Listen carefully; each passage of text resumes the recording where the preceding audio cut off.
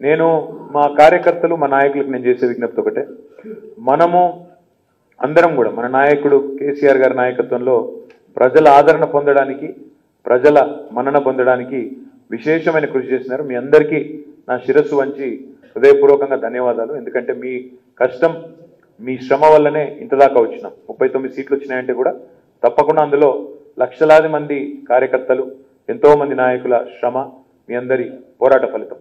ఒకటి మాత్రం పక్క, ఇవాళ ప్రతిపక్ష పాత్రలో ఏదైతే ప్రజలు మనకి ఇచ్చినారో దీన్ని కూడా అలవోకగా దీనిలో కూడా ఇందులో ఇమిడిపోతాము.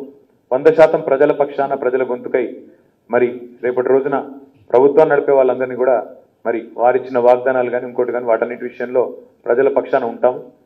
మాకు ముఖ్యంగా ఇక్కడ ఒక మాట మాత్రం చెప్పాలి, మాకు అడుగడుగున అండగా నిలబడ్డ మా కార్యకర్తలు ఒకవైపు, అదేవిధంగా మా నాయకులు ఒకవైపు, గత 10 ఏళ్లుగా మాకు సహకరించిన ప్రభుత్వ ఉద్యోగులు, అధికారులు, ప్రభుత్వ నిర్వహణలో సహకరించిన ప్రతి ఒక్కరికి కూడా హృదయపూర్వకంగా నేను ధన్యవాదాలు తెలియజేస్తా ఉన్నా. ఎందుకంటే ఇది అత్యంత సహజం. చాలామంది మాకు మధ్యాహ్నం నుంచి ఉద్వేగభరితమైన మెసేజ్లు పంపుతున్నారు, బాధపడుతున్నారు, ఫోన్లు చేస్తున్నారు. వారందరూ కూడా నేను చేసే విజ్ఞప్తి, స్థితప్రజ్ఞత అనేది రాజకీయాల్లో చాలా అవసరం. ఎందుకంటే ఈక్వానిమిటీ ఈజ్ ఎక్స్ట్రీమ్లీ ఇంపార్టెంట్.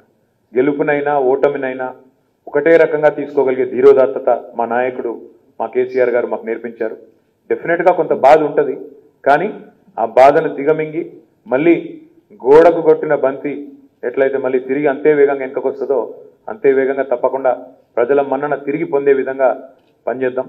నేను మీ అందరికి ఇచ్చే మాట ఒకటే, గతంలో చేసిన దానికంటే రెట్టింపు కష్టం చేస్తాం, గతంలో ఉన్న దానికంటే ఎక్కువగా అండగా నిలబడతాం.